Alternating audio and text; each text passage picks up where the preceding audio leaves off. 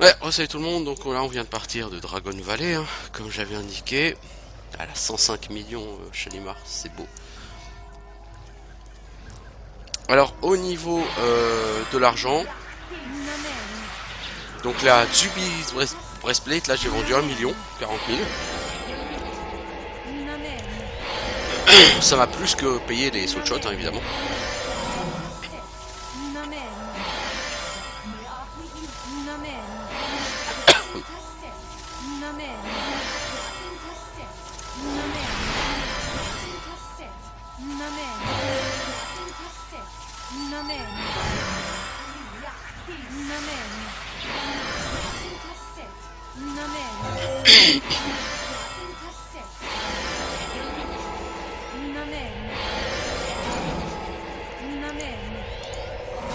Voilà, donc là je suis au Forbidden Gateway. Pourquoi? Parce que c'est là le bout du cimetière, hein, avec les Farcrans.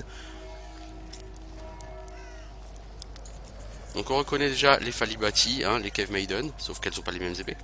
Et les Tribes, donc qui sont les Cave Keepers, et ici les Doom Knights, qui sont les mobs les plus hauts niveau hors donjon de ce jeu. Et de toute façon, il n'y a qu'un seul donjon où vous trouverez plus haut level que les Doom Knights, c'est l'OA, puisque même à GC, il n'y a pas plus haut level que 65. Hein. 65 c'est les Lesser Giant Elder, qui sont déjà assez rares à GC. Alors, Farcran. Farcran 3 bien sûr. Ah, elle est bonne. Bon, bref. Même lui il résiste quoi. Ah, le LS c'est pas ce que c'était. Hein. Enfin si, c'est ce que c'était justement. Truc potentiellement fort mais souvent qui marche pas quoi. Ouais, 92 millions 5 hein, maintenant. Tranquille, tranquille. Alors ici nous avons les Tyke Orc Supply Leader. C'est les mobs les plus hauts level hein, au cimetière, je crois que c'est du niveau 55. Alors le sol est vraiment vilain ici. Franchement, faut pas faire des plans trop larges. Le sol est vraiment trop moche. Alors pourquoi je viens pas ici? Pas parce que j'aime pas ces orques, parce que ces orques ils ont une calibre, hein, comme épée, c'est certainement la plus belle épée du jeu à mon sens. Ah, ça fait mal aux yeux ce sol là. Ah bordel. Non, si je viens pas ici en fait, c'est parce que les mobs ils stun. Et étant un elfe noir, je suis extrêmement sensible au stun. Donc cet endroit a plutôt tendance à me gonfler.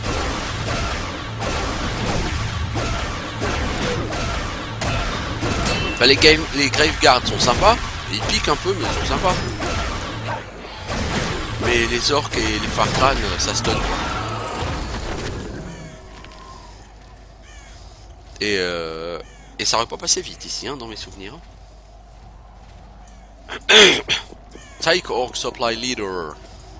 Supply Leader.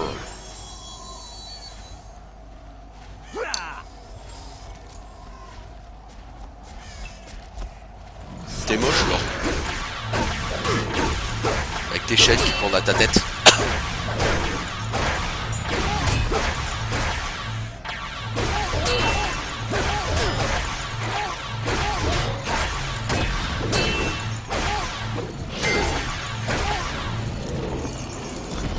Alors vous allez me dire que je résiste plutôt pas mal au stun, c'est normal, hein, je vous rappelle que j'ai un buff qui s'appelle Mental Shield, qui augmente la résistance, même s'il marque Hold, Sleep, Fear, Silence, mais c'est censé aussi augmenter la résistance au stun, normalement.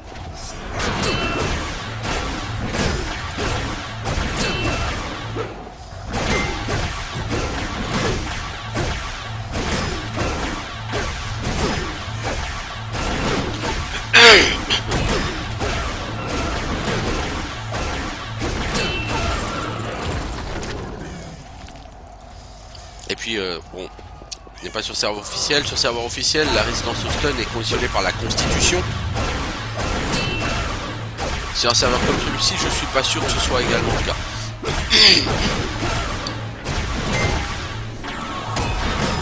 C'est pour ça qu'une armure qui augmente la constitution est une armure qui rend plus résistant au stun. Et c'est pour ça que les nains et les orques souffrent beaucoup moins du stun que les elfes et les elfes noirs. Les nains et les orques ont énormément de constitution. Mais par contre ils ont moins en force. Les elfes noirs sont la race qui a le plus en force.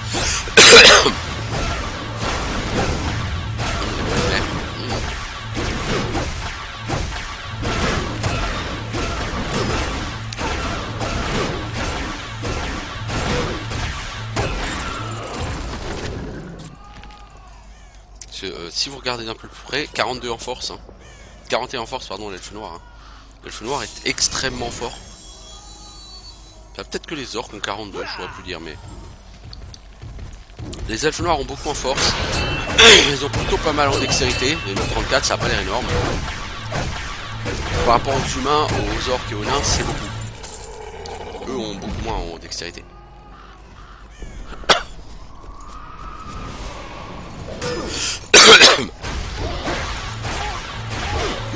Et là où ça se voit, c'est sur la vitesse de course. La vitesse de course, tout comme la vitesse d'attaque, sont conditionnées directement par la dextérité.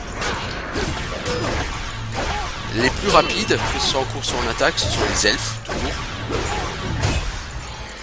Ensuite, ce sont les elfes noirs. Les elfes, par contre, sont clairement moins forts que les elfes noirs. Mais ils ont un peu plus de constitution. Pas beaucoup, mais un peu.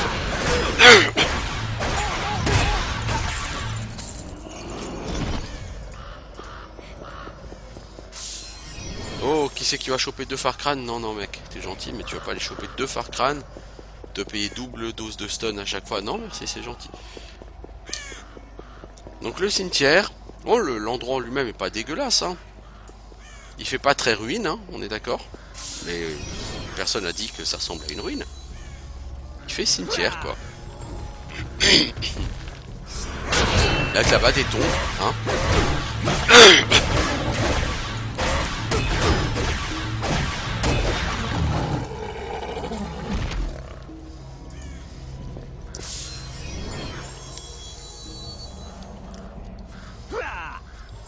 C'est pas l'endroit le plus joli du jeu, hein, clairement. C'est pas un endroit que je trouve terrible, vraiment. C'est assez rare que j'ai ça sur des endroits de village 2.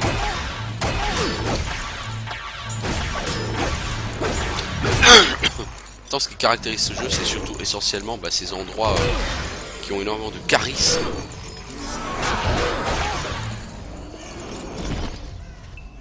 Et ces gens ils dropent de l'éminence Beaushaft, c'est-à-dire du grade C, quoi. Donc c'est du niveau 50, moins que 58, bon ça on s'en doute, de toute façon je suis niveau 58 et ils sont verts. Donc, vous voyez les tombes elles sont là. Par contre les Graveguards ils sont aggro. J'avais pas souvenir qu'ils étaient aggro.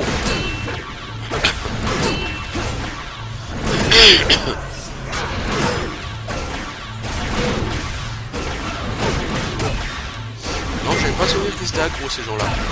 Avec les textures qui triplent, bien sûr. Bon, encore une fois, on est sur le jeu de 2004, donc avec les cartes graphiques de 2017 et les pilotes de cartes graphiques de 2017, c'est pas terrible, hein.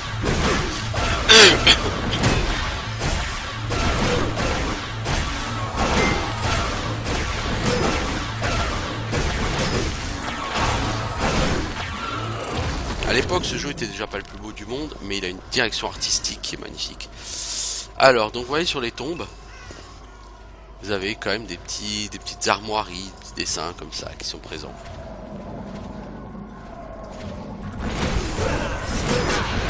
C'est fini, vous sortez d'où, vous, bordel?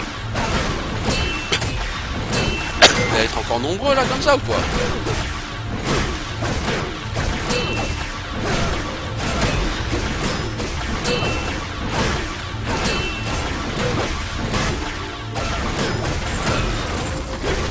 Il faut apporter un terre de 2%, quoi.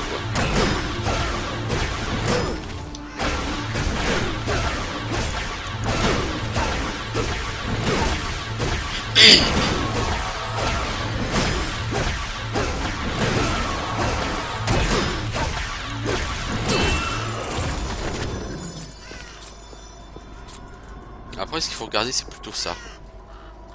Les tombes au sol.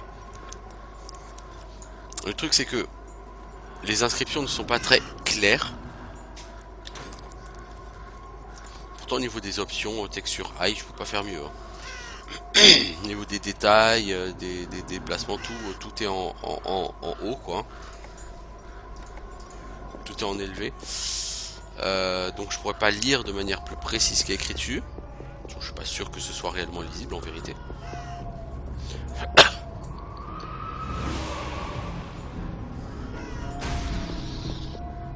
Oh, t'es beau, mec. Garde la pause comme ça.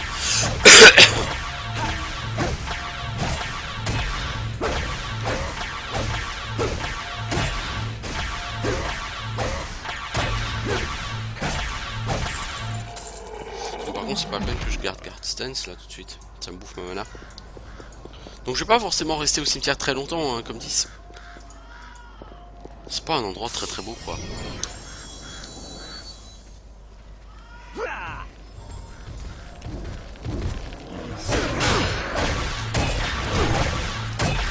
Et les mobs sont assez lourdingues à stun beaucoup.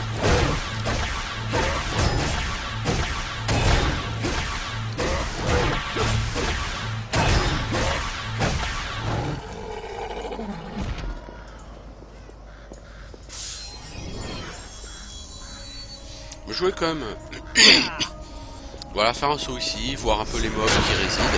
On va aller voir là-bas l'espèce de fontaine au centre du cimetière.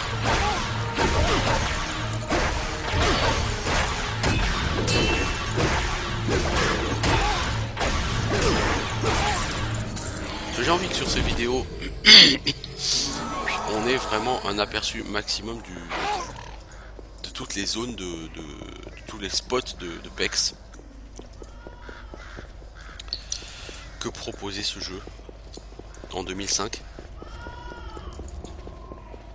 C'est que de la nostalgie, hein, parce qu'on s'en fout de savoir quelles étaient les zones de PEX en réalité, mais la nostalgie est un vecteur puissant.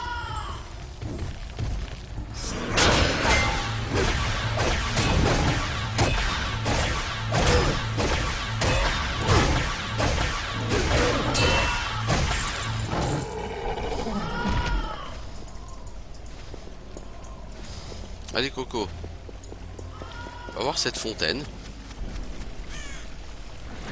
Eh hey, oh oh Kono, oh Kono, qu'est-ce que tu fais là? T'as plus jeune femme maintenant? C'est nouveau, c'est quoi ça? T'as appris quoi ta mère? T'as pas appris à respecter les femmes ta mère?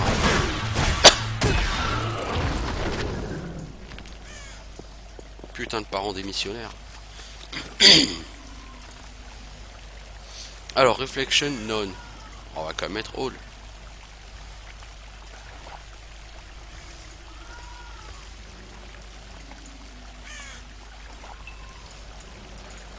Donc bon, effectivement, c'était pas... Aujourd'hui, c'est pas du plus beau. À l'époque, c'était quand même quelque chose, hein. Si vous jouiez au MMO avant de jouer à ça, vous aviez quoi? Daok. Je suis pas méchant, mais c'est pas la même chose, hein. Là, vous avez le cimetière, hein, dans toute sa splendeur.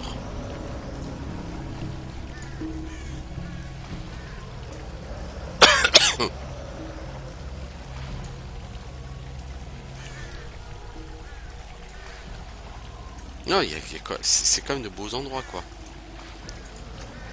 Donc là, les Deep Rive, on en a déjà tabassé. Hein. Deep Rive, Ataranishi, tout ça. Donc c'est un spot assez petit. Le cimetière.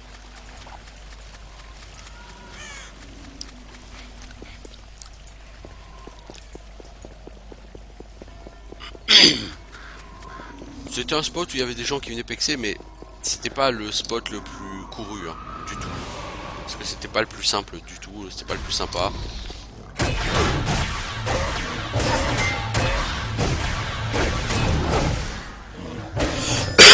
Les gens allaient plus volontiers à Enchanted Valley. Ou même à Blazing Swamp. Ou même à Dragon Valley. Entre niveau 50 et 55. Ici. Encore beaucoup de gens allaient à Kruma, hein, au deuxième étage, hein, tout simplement. Là j'ai pas trop couvert le deuxième étage de Kruma, je pourrais essayer d'aller faire un saut, bon c'est niveau 45-50 donc ça n'aura aucun intérêt mais...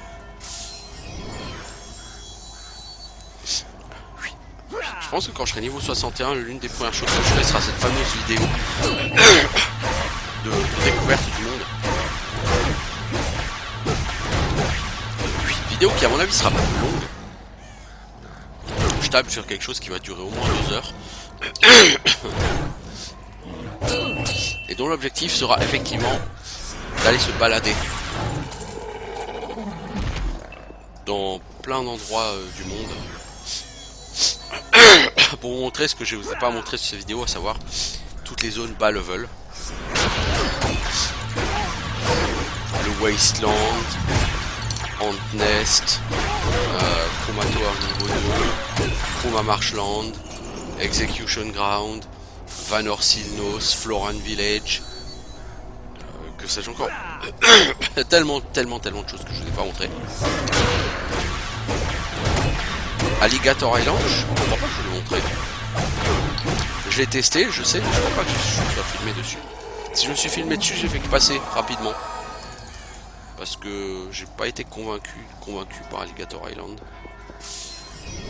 Bon, c'est pas un endroit que j'ai apprécié. J'ai toujours trouvé que Ain et sa région avaient rien à foutre sur ce jeu, ça jurait trop avec le reste.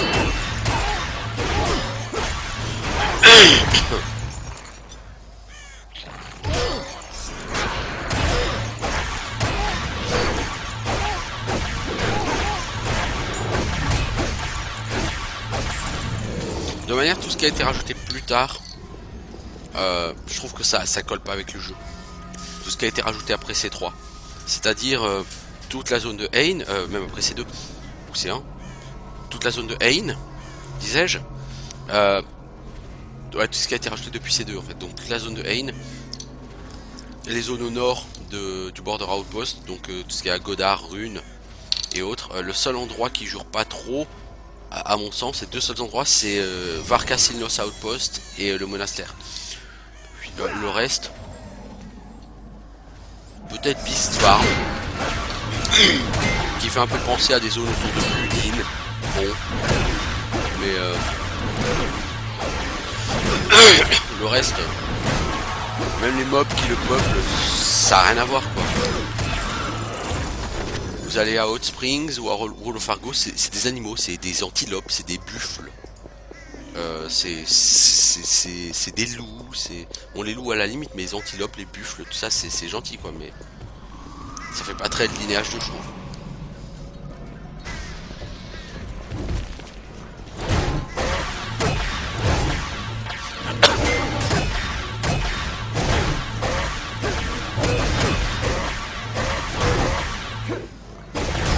Les Farcrane par rapport au crâne rot, je trouve bon, ils sont plus bas niveau, mais après c'est la même chose quoi sur ce serveur, alors que normalement les crânes rot sont infiniment plus difficiles que les Farcrane, enfin infiniment, ils sont beaucoup plus difficiles que les Farcrane.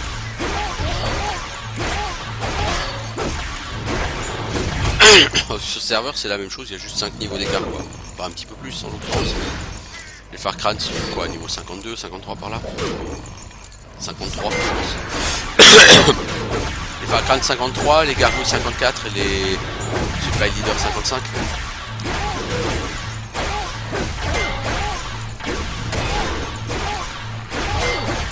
Les Seekers sont niveau 52, les Tycorp Seekers ça c'est sûr.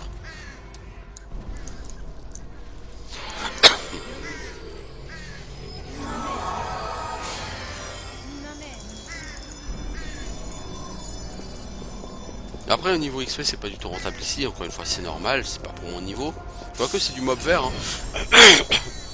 Sur l'office c'était là que c'était le mieux apexé hein, sur des mobs verts hein. C'est pas rentable à cause du stun qui fait perdre beaucoup de temps.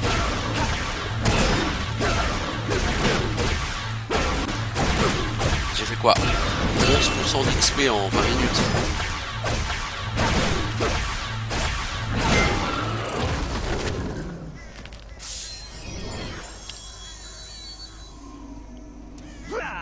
On est donc sur du à peu près 33% d'XP par heure, quoi, moyenne.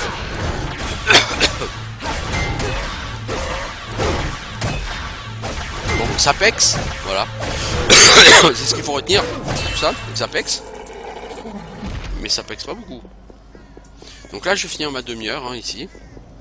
Et après j'irai donc faire la deuxième demi-heure de cet épisode chez les Eulmahum.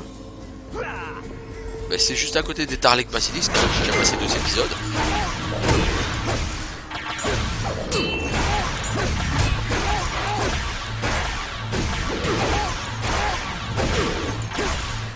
De toute façon je les ai déjà vus hein, les Eulmahum, je les ai déjà montrés hein.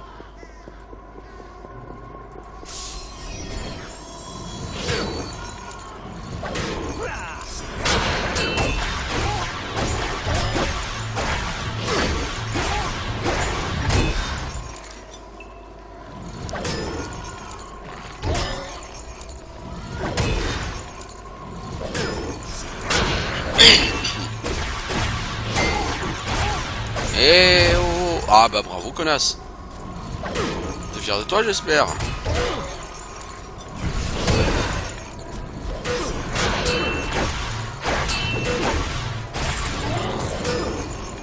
Oh là mais mec t'arrives à cibler ou quoi? En fait Shalimar dès que je clique sur son écran elle se balade, elle part à perpète. Mec il y a une gargouille qui te pop juste sur la gueule là.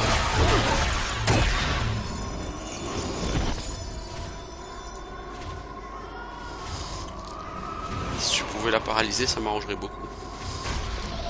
Mais bon, j'en demande trop.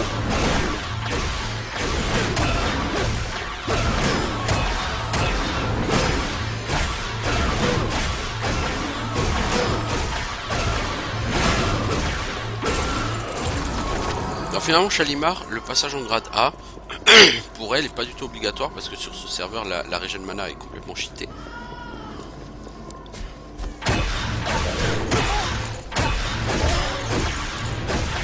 Il faut savoir que sur Lofi, quand votre buffer vous faisait les buffs, comme fait là,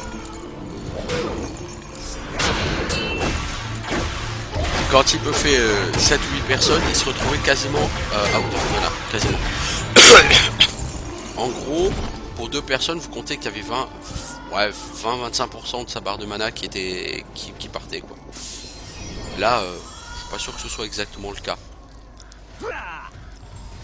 Alors qu'elle a du stuff grade C, l'eau grade C. Et pour un mage, le stuff, l'armure c'est important parce que ça donne de la mana. Plus votre armure est d'un niveau élevé et plus elle vous donne de mana. Une armure low grade C en termes de gain de mana, c'est pas fondamental. Elle peut bluffer, ça se voit quasiment pas sur sa mana. Et elle régène très vite. Donc la régène mana est trop importante, du coup vous n'avez pas besoin d'avoir le même pool de mana qu'il vous fallait sur l'officiel quoi. En soi c'est pas forcément plus mal.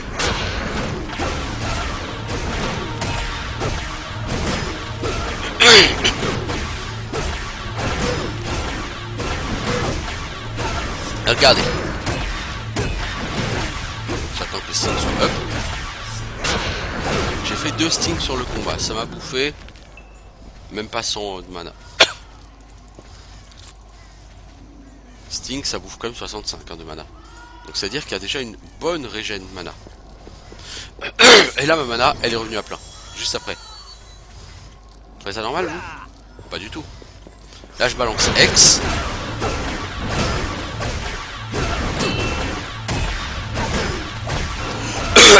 Et voilà, j'ai déjà refait plein de mana. Non.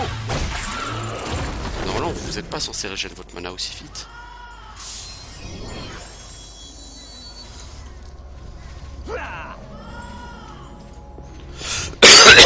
J'ai lancé X, voilà, j'ai déjà régénéré ma mana.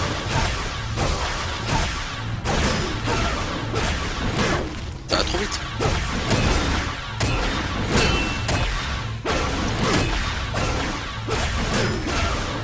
Ah, celui qui tripe, ça faisait longtemps. Ça par contre ça va être particulièrement lourdingue.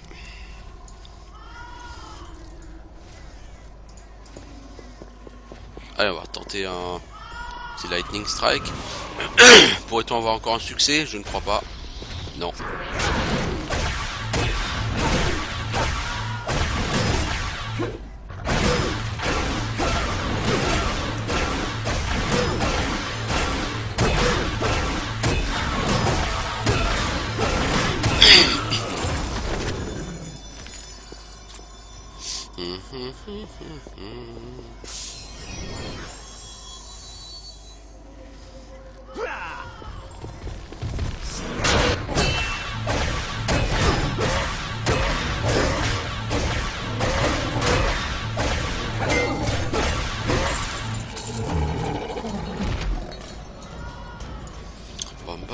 Bon bah dans 5 minutes j'aurais fini de toute façon à cette séquence sur cet endroit là.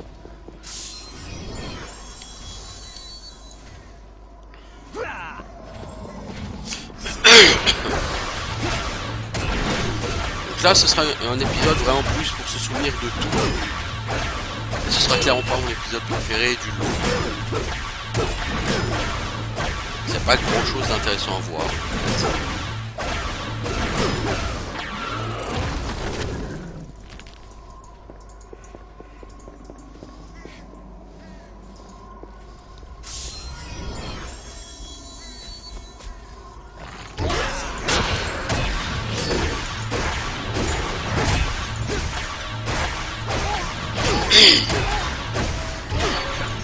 Là on est vraiment au bout du monde.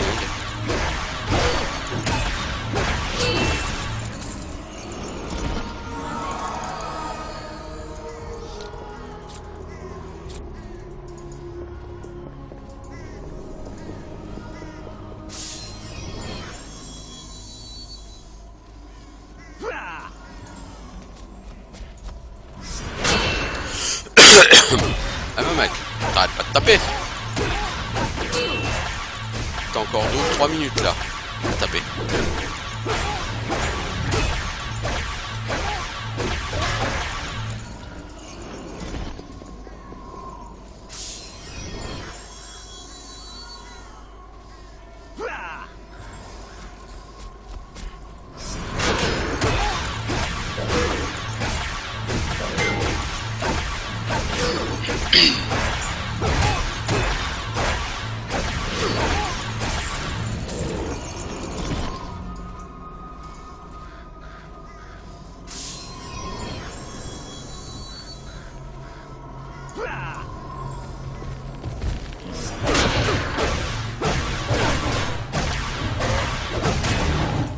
Oh yeah, mais arrête de te faire stun par tous les mobs mec, putain.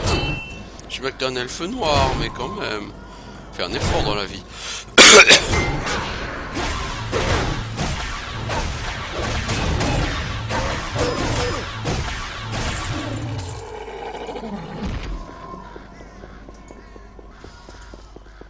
Allez, le grave garde.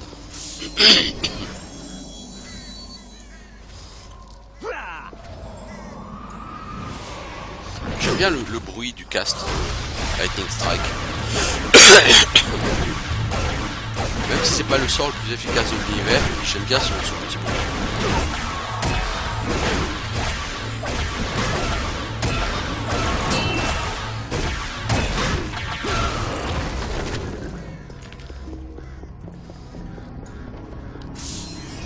Souvenir qu'à l'époque sur les serveurs privés, ce skill c'est soit il marchait pas du tout, soit il marchait tout le temps. Donc les serveurs sur lesquels vous étiez le dieu du PVP. Dès qu'un mec vous attaquait, hop, vous preniez un Lightning Strike et c'était automatique.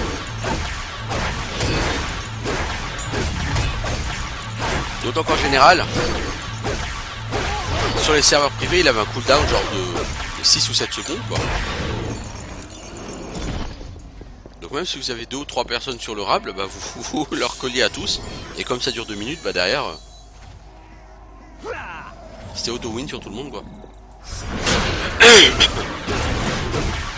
Donc, vous étiez un raid boss à vous tout seul, littéralement.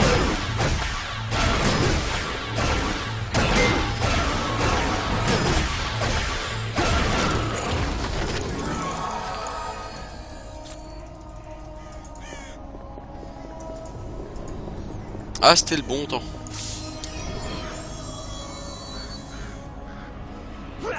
C'est un temps que les moins de 20 ans ne peuvent pas connaître.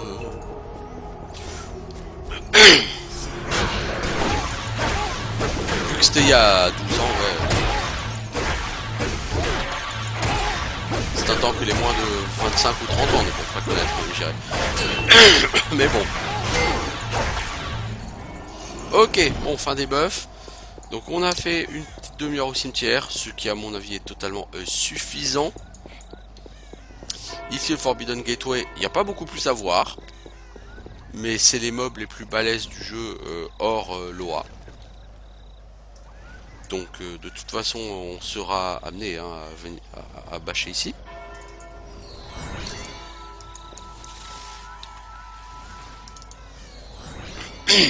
De toute façon on sera amené à le faire ici. Ça c'est sûr. On regarde le choix. Alors est-ce que je me rachète des soul shots? Ouais, je peux claquer 110 000 et puis me racheter 2000 soul shots. Moi l'argent rentre hein. Shalimar est à 106 millions 7. Toi mon pote t'es à 94 millions et quelques. Et puis je vais devoir couper cet épisode, ou au moins faire une petite pause, je reviens tout de suite. Alors, pourquoi je fais une petite pause? Parce qu'il y avait un problème d'écran noir sur OBS. Alors pour l'enregistrement des vidéos, j'aime bien OBS. Le problème c'est que, avec plein de jeux, c'est impossible de le faire fonctionner correctement. C'est que je vais aller où après moi? Ah oui, j'ai les Elder Tarlac Bass et les Sk. Je pense pas qu'il y ait un TP qui nous y amène directement. Enfin, genre au border outpost quoi. Bandit Stronghold, tout ça quoi. Toi on a dit tu vas racheter des soul shots. Pff, non, t'en as assez pour une demi-heure. Oh la vache. Je vais aller entre le border outpost et Bandit Stronghold. Alors Airtilix, est-ce qu'il y a un TP pour ces endroits? Je ne crois pas.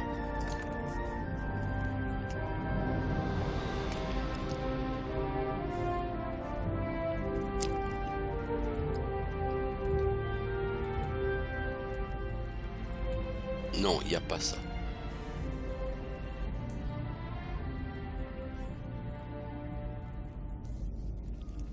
Il n'y a pas du tout ça. Donc est-ce qu'on part d'Ivory Tower ou est-ce qu'on y va comme ça?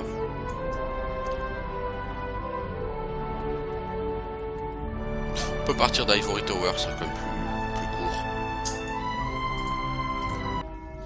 C'est quand même raisonnablement plus près, Ivory Tower.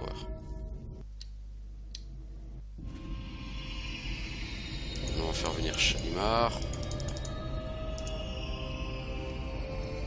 Ah, le mix d'Ivory Tower, j'aime beaucoup aussi.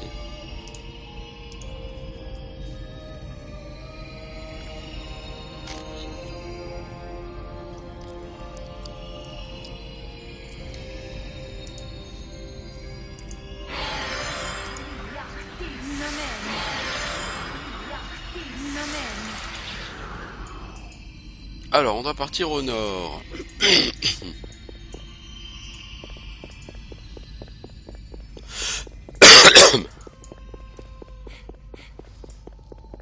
Donc on va pas avancer trop vite hein, mon petit pote, parce que t'as quelqu'un qui va moins vite que toi. Sur ce jeu je rappelle que les fighters courent plus vite que les mystiques. Tout simplement parce qu'ils ont plus de dex. En fait il y a 6 stats. Force, dex, constitution, intelligence, wit, men. Donc les fighters ont de bonnes stats en force, dex, constitution, et les casters plutôt en intelligence, wit, men. Par exemple là Shalimar, telle que vous ne la voyez pas, elle a 44 en int, 19 en wit, 37 en men. Par contre en force elle a 23, en dex elle a 23, en constitution elle a 24. Donc comme les mages ont forcément beaucoup moins de dextérité que les guerriers, eh ben, ils courent moins vite.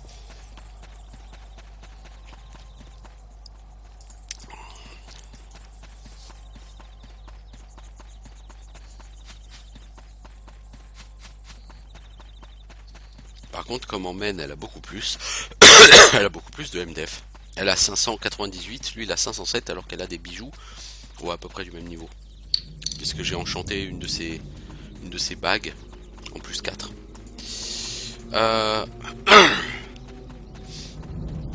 L'intelligence, ça joue sur la M attaque.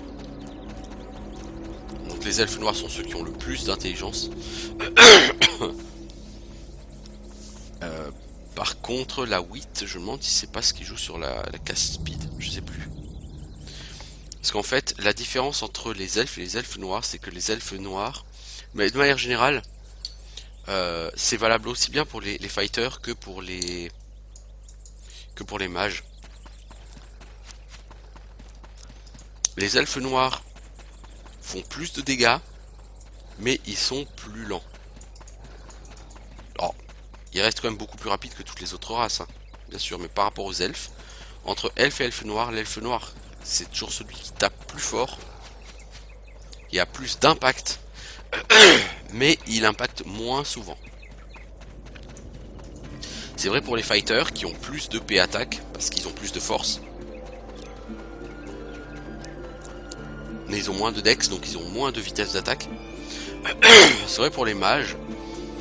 Les elfes noirs font plus de dégâts en sort, parce qu'ils ont plus d'intelligence. Par contre, les elfes noirs, ils castent moins vite.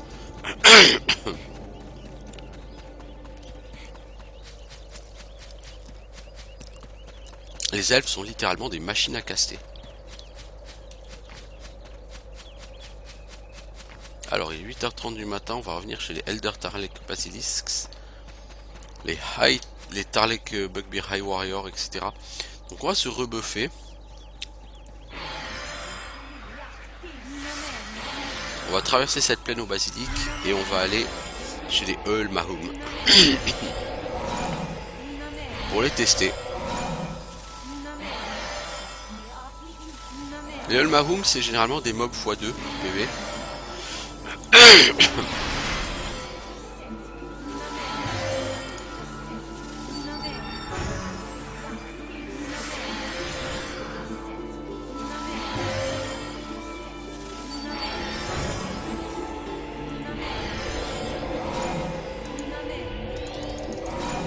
Voilà. Allez poteau. Il n'y a pas d'archer, mais t'as raison. Fais-toi un buff anti-archer.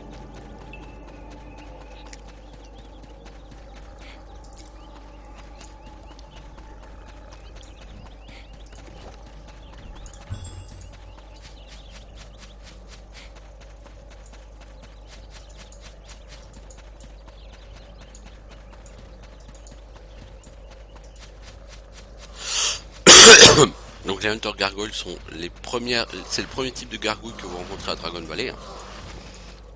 Les gargouilles niveau 52. Après il y aura les Dustwind Gargoyles qui sont niveau 54.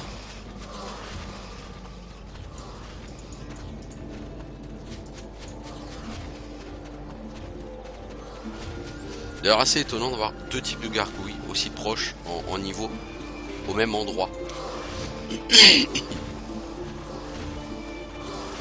Et c'est bizarre aussi d'avoir des mobs de Dragon Valley qui sont à perpète, comme les Shackles à l'entrée de Dragon Valley, vous en avez aussi dans le cratère, soit Ivory Tower. Et là les Hunter Gargoyles donc que vous retrouvez à Dragon Valley, mais que vous trouvez aussi ici. C'est assez étrange. Je sais pas pourquoi les développeurs ont choisi pour ces deux types de mobs spécifiques, ou les Bloody Queen d'ailleurs aussi. Ah oui, Bloody Queen qui sont aussi au Forbidden Gateway, donc pourquoi les développeurs ont-ils ressenti le besoin pour ces trois types de mobs de les mettre également très loin de Dragon Valley? Je ne saurais dire.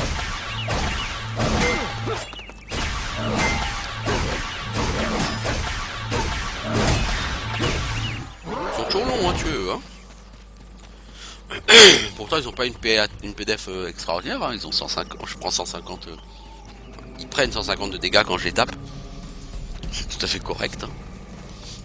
C'est sûr, hein, ça vaut pas les comptes Zurbat qui se prennent beaucoup plus de dégâts, mais les comptes Zurbat je crois qu'ils ont 0 en PDF ou pas loin, hein. Ah, Eul Mahum. Oh le OL Mahum. T'es censé être x1 toi?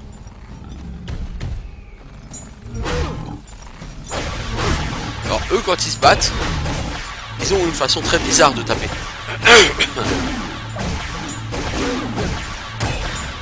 Ouais, il écarte les bras comme ça d'un coup. Donc ils ont un skin très bizarre. Alors ici les... De toute évidence c'est des textures qui tripent total là.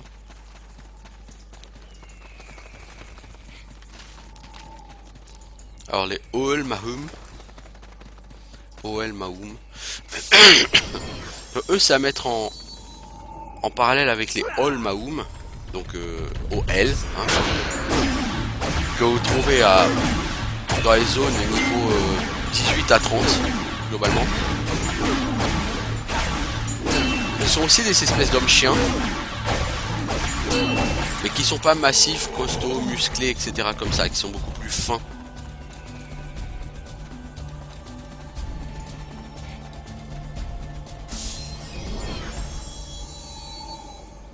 Là-bas il y a les Witch Doctor.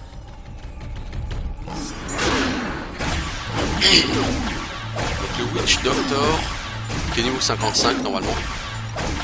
C'est un mob x2 en théorie.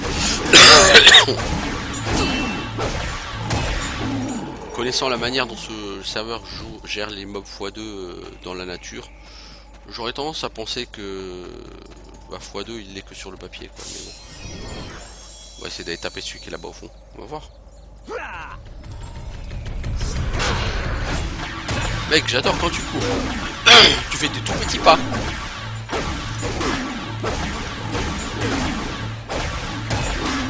Alors lui il fout des grosses mandales. Il se prend pour Bud Spencer le mec quand il se bat. Mais mec tu te bats quand même vachement moins bien que Bud Spencer.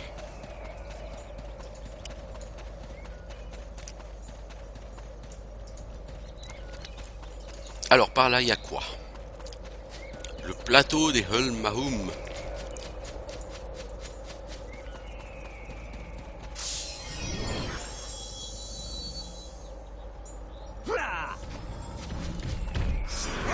Ah on va vers Bandit Stronghold, bah oui.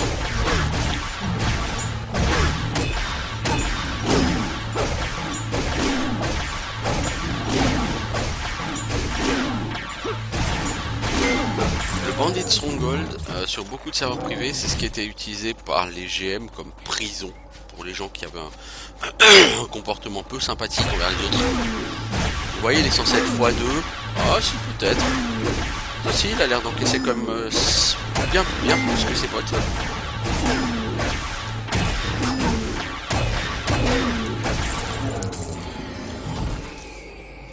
Pour savoir s'il est x2, on va le savoir tout de suite, c'est à la quantité d'or qui drop.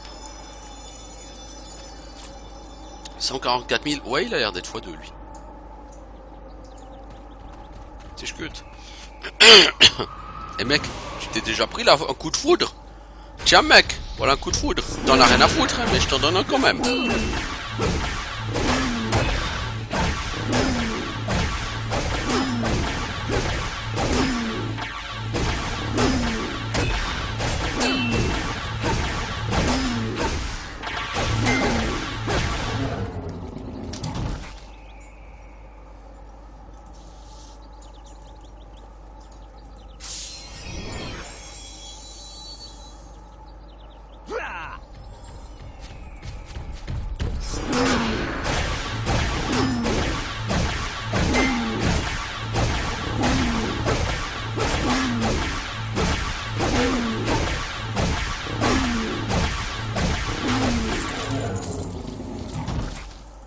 Alors, Necklace of Binding, ouais, ok.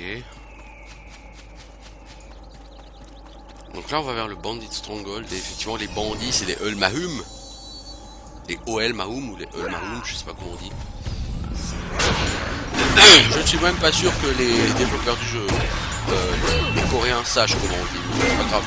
Pas grave.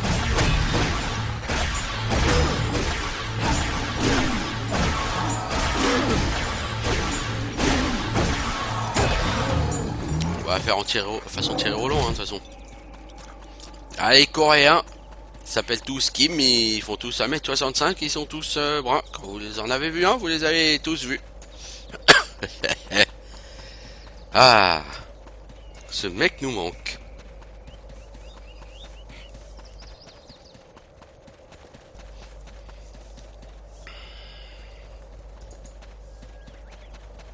Alors, le Bandit Stronghold.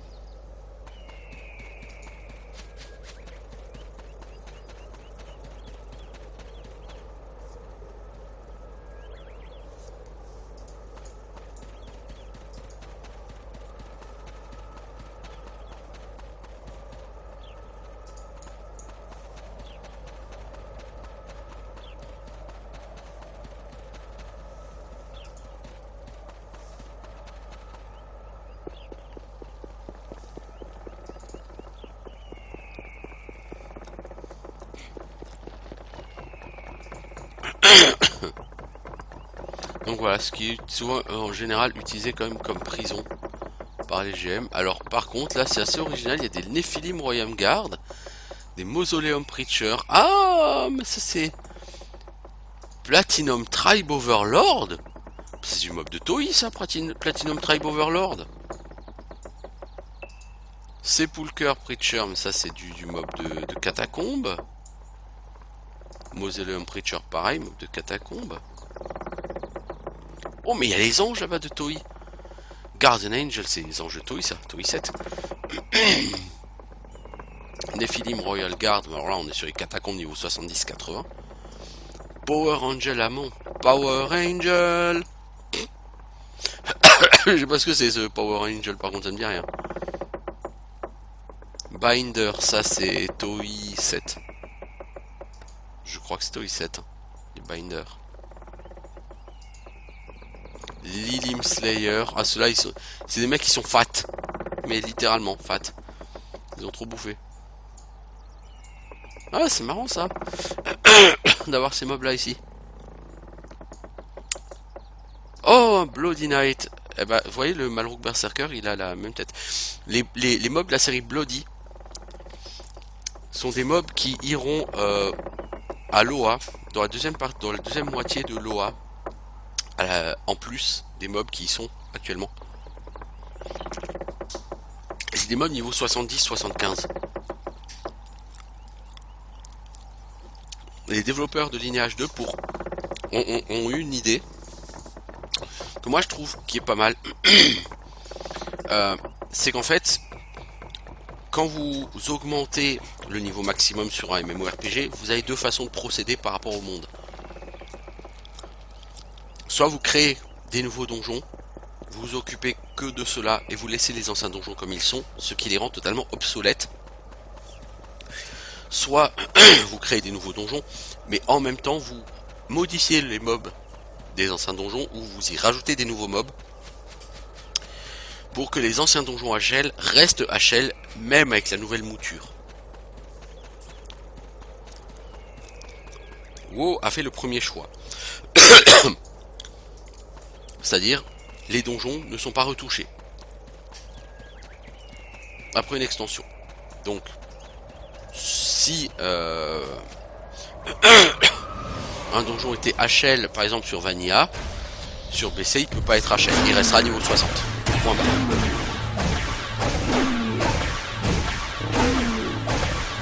Alors que, sur Lineage 2, c'est l'inverse.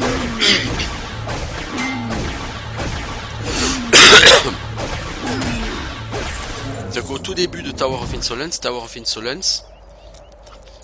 donc au tout début vous aviez un donjon HL, c'était l'Air of Antaras, avec des mobs jusqu'au niveau 70, c'était les mobs le plus haut level du jeu. Puis est arrivé Tower of Insolence. Quand Tower of Insolence est arrivé, l'OA est resté sur ces mobs jusqu'au niveau 70, mais Toei a vu des mobs de niveau 70 et plus être mis en place. Très vite, dès la chronique suivante ou deux chroniques après, il y a une nouvelle série de mobs qui est arrivée à l'OA. Donc l'OA a gardé ses anciens mobs, mais une nouvelle série de mobs y a été insérée, de telle sorte que à l'OA il y ait des mobs de niveau 60 à 75 exactement comme à Toei. Pourquoi? Pour que l'OA reste l'un des deux donjons endgame. C'était un donjon endgame, et ils ont voulu que ça reste un donjon endgame. Puis, le niveau a été augmenté, passé à 85. Il y a un donjon qui est arrivé, c'était le Lair of Valakas, je sais même plus comment ça s'appelle, bref, Forge of the Gods, ouais. plus au nord, dans les nouvelles zones. Avec des mobs jusqu'au niveau 80. Et ben au bout de 2 ou 3 chroniques, alors Tower of Influence ça n'a pas changé et sera toujours resté jusqu'à des mobs après niveau 75. Par contre là enfin d'Arras, ces mobs ont été vidés et remplacés par des mobs niveau 85. Pour que ça reste le donjon endgame. Le Lair of Antaras du coup est resté tout le long du jeu le donjon endgame du jeu. Même quand le niveau max du jeu a été augmenté, même quand il y a eu des nouvelles zones, même quand il y a eu des nouveaux donjons au niveau, les développeurs ont toujours fait en sorte que le Lair of Antaras reste toujours au niveau.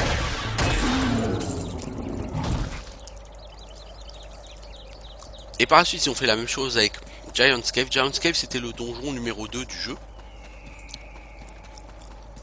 Avant Toi, puis c'est passé le donjon numéro 3. Et sur Gracia Final, ils en ont refait le donjon numéro 2 ou numéro 3 du jeu. Ils ont gardé exactement le même mob, mais au lieu qu'il soit niveau 60-65, bah, ces mobs étaient niveau 83. Voilà.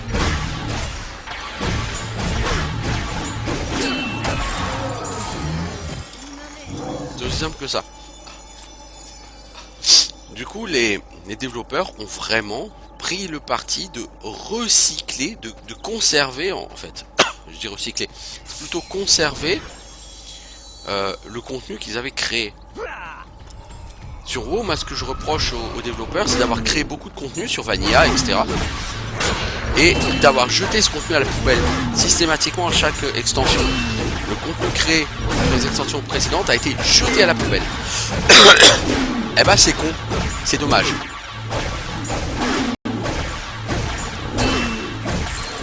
C'est dommage pour deux raisons.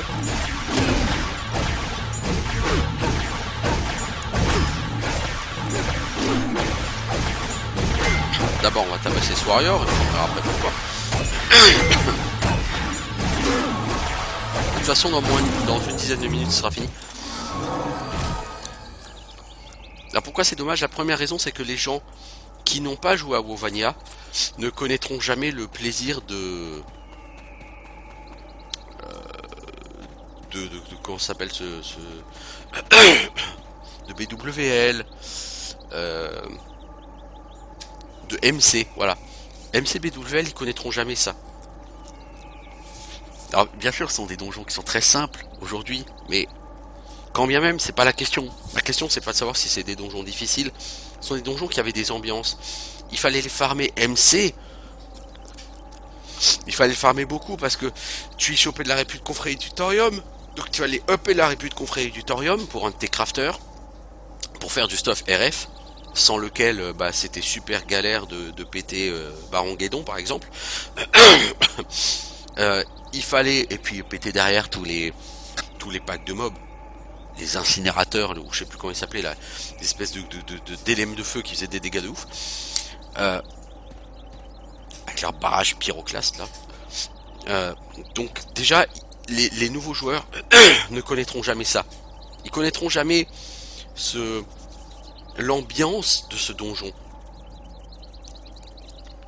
Ils connaîtront jamais ce décor et je trouve ça vraiment dommage quoi. Et deuxième chose.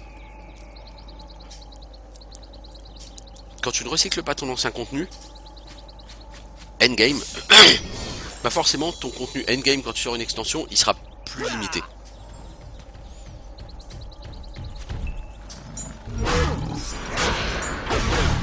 Parce que si en plus d'avoir mis sur PC Karazhan, SSC, TK, ils avaient changé BC simplement en augmentant de 10 niveaux les mobs à l'intérieur du BC, et en leur mettant la possibilité de drop du stuff équivalent T4 ou à mi-chemin entre T4 et T5 par exemple,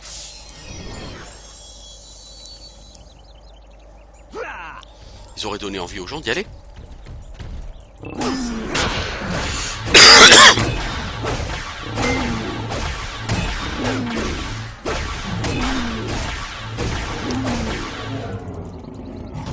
voyez ce que je veux dire, c'est...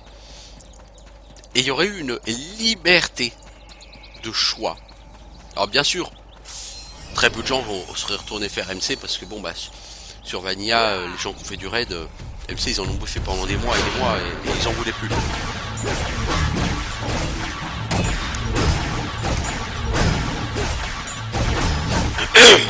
C'est pour ça que les développeurs de Lineage 2 ont été très intelligents et n'ont pas systématiquement remis Loa au sommet des donjons à chaque fois qu'il a été dépassé, mais systématiquement à chaque fois qu'il y a eu une upgrade, il y a eu une ou deux chroniques qui sont passées avant que Loa revienne au top, pour laisser le temps aux gens de se déshabituer de Loa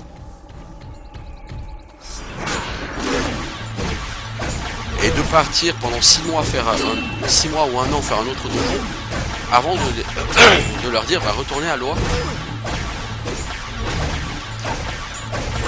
En gros c'est comme si sur WoW, alors je sais sur Lich King ils vous ont mis Naxxramas, mais Naxxramas ils l'ont mis pourquoi? Parce que personne n'y avait été, simplement sur Vanilla. Et c'est comme si sur Lich King ils avaient mis de l'équivalent je sais plus comment c'était, T7, T8, enfin bref, je sais. T7 je crois. C'est comme s'ils avaient mis l'équivalent T7 à AMC, qui nous avait dit en gros, bah voilà, vous pouvez retourner à AMC. Vous pouvez soit faire le contenu de Lich King, vous pouvez aussi retourner à AMC si vous préférez. On a remis au goût du jour, MC. Ça aurait été une liberté. Et donc tous les gens qui sont arrivés sur BC ou sur Lich King, ça leur aurait donné une possibilité de voir MC, d'avoir un peu de challenge à MC, de pas y aller genre en dilettante à 3 ou 4 pour tout péter, voilà.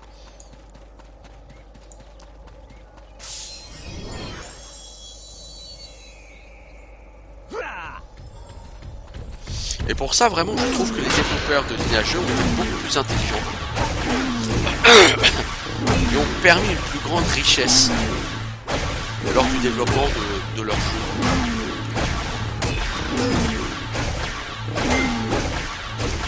Et ce, jusqu'à Goddess of Destruction. Le problème de Goddess of Destruction, c'est l'ionisation, si on peut le dire comme ça, du jeu. Faut savoir que Lineage 2 est un jeu qui contenait plus de 30 classes, entre 31 et 35 classes. Bon, ça dépend si on tient compte ou pas des Kamael. Enfin, il y avait une quantité de classes incroyable. Parce que, en fait, contrairement aux autres MMO, chaque race avait réellement ses spécificités. Sur les autres MMO, la race, ça sert juste à définir un peu un bonus racial. Pas tout à fait sur Daok. Sur Daok, il y avait aussi comme ça un effet de la race. Mais sur WoW ou Ion ou d'autres jeux comme ça, la race détermine juste quelques bonus ratios qui somme toute n'ont pas vraiment d'importance. Bon, sur WoW aussi, les skill ratios étaient sympas. Mais ça reste, je vais pas dire gadget, mais c'est pas fondamental. Sur Lineage 2, quand tu veux jouer tank, tu dis pas voilà je vais jouer guerrier, et quelle que soit la race, 99% du jeu sera le même. Tu veux jouer tank, tu veux jouer elfe, tu n'auras que des pouvoirs de soin, de dispel, aucun skill offensif, aucun. Tu vas taper comme une méga moule, tu n'auras pas tellement de points de vie, mais par contre c'est toi qui auras la plus forte défense du jeu. Et comme tu as du heal et tout, bon, tu vas essayer de la jouer un peu donc façon paladin quoi. Paladin c'est la même chose, tu as beaucoup plus de points de vie et tu tapes beaucoup moins fort qu'un elfe. L'elfe tape déjà pas fort, mais alors l'elfe tape très fort sur les morts vivants et c'est tout. Donc quand tu joues Temple Knight en fait tu vas farmer que des zones à morts vivants pour pexer. Mais donc si tu joues elfe, t'as pas du tout la même approche du jeu si tu joues tank elfe que si tu joues tank elfe noir. Tank elfe noir, tu es beaucoup plus agressif, beaucoup plus offensif. Déjà, t'as un skill de dégâts qui est Sting. Bon, certes, ça fait pas vraiment de dégâts, mais ça peut causer un dot de saignement. Tu as tes cubiques qui peuvent débuffer l'adversaire,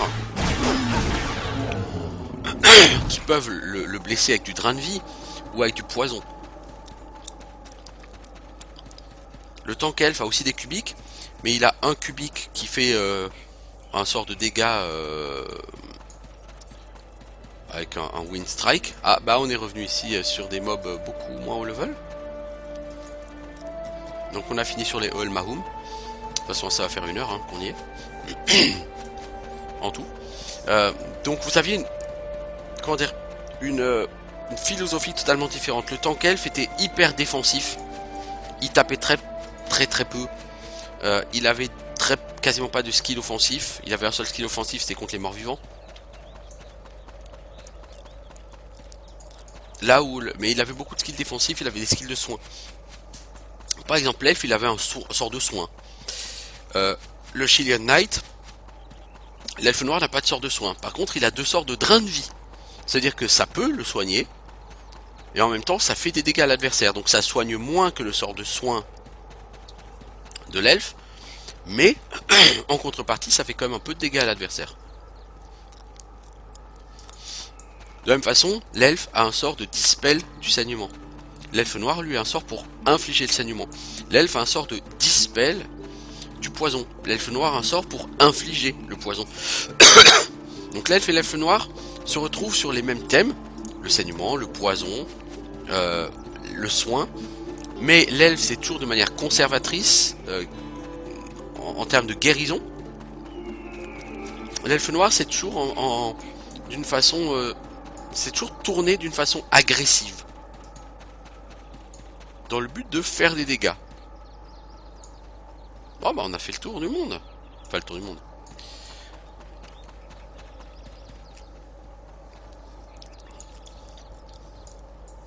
Donc effectivement, vous avez ces différences de philosophie qui sont assez importantes. Et du coup, l'ionisation du jeu, ça a vraiment porté préjudice parce que ces 30 et quelques classes ont été remplacées par 8 classes qui étaient relativement les mêmes que sur Ion. D'ailleurs, vous aviez le Sigil Knight qui était la classe de tank, et bah, c'était les mêmes skills pour tout le monde. Toutes les différences raciales ont relativement disparu. Tous les tanks sont devenus exactement les mêmes. Exactement les mêmes pour les buffers ou les healers ou les DPS, etc. etc. Et non, mais Lineage 2 au départ c'était un jeu qui était extrêmement riche. Et cette richesse en faisait un jeu extrêmement intéressant. Parce que c'est un jeu sur lequel vous aviez plusieurs zones de PEX. Au niveau des donjons, c'était pas un donjon puis un autre puis un autre. Vous pouviez aller faire un tour à AGC, un tour à Loa. Par la suite il y a eu Tower of Insolence, Loa, même combat j'ai envie de dire. La fin de GC aussi, enfin... Vous aviez quand même relativement le choix, il n'y avait pas de notion de palier hein, au niveau des donjons, donc vous aviez toujours plus de liberté. Voilà, donc je vais faire une petite pause et je reviens.